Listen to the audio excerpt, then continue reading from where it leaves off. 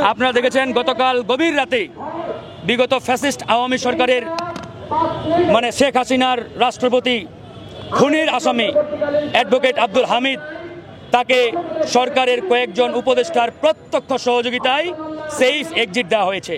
তিনি নিরাপদে বিমানবন্দর থেকে দিয়ে দেশ ছেড়ে তিনি পালিয়েছেন। তো এই যদি হয় অবস্থা, আর এক মাস গেলে আমার মনে হয় আওয়ামী লীগের একজন নেতাকর্মীও আর বাইরে থাকবে না। হয় তাদেরকে সেফ এক্সিট দিবে, নতুবা বাংলাদেশে তাদেরকে পুনর্বাসন করবে। আর এই খুনি আওয়ামী লীগের সন্ত্রাসীরা যদি সেফ এক্সিট পায়, তাহলে আমরা যারা এই বিপ্লবের অংশীদার, যারা বিপ্লব ঘটিয়েছি, আমাদেরকে ফাঁসির কাস্টে ঝুলানো হবে। সুতরাং আমরা আমাদের জায়গা থেকে আর এক বিন্দু পরিমাণ এই সরকারকে ছাড় দিতে পারি না।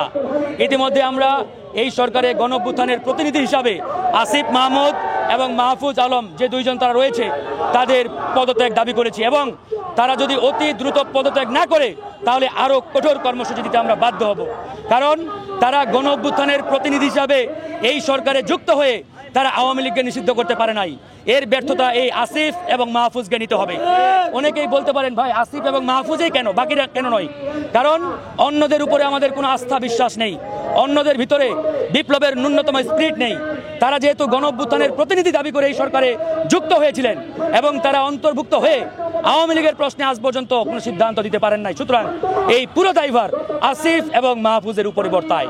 সেখান থেকে আমরা পরিষ্কারভাবে বলেছি, হয় তারা অতি দ্রুত পদত্যাগ করবে, নয়তো আমরা আরো কঠিন কর্মসূচি দিতে বাধ্য হব। একবারে স্ট্রেট ফরওয়ার্ড। আর আওয়ামী লীগকে যদি এই সরকার নিষিদ্ধ না করে, তাহলে আবারও আঙ্গুল বাঁকা করব এবং আরেকটা জুলাই এই বাংলাদেশ সংগঠিত হবে।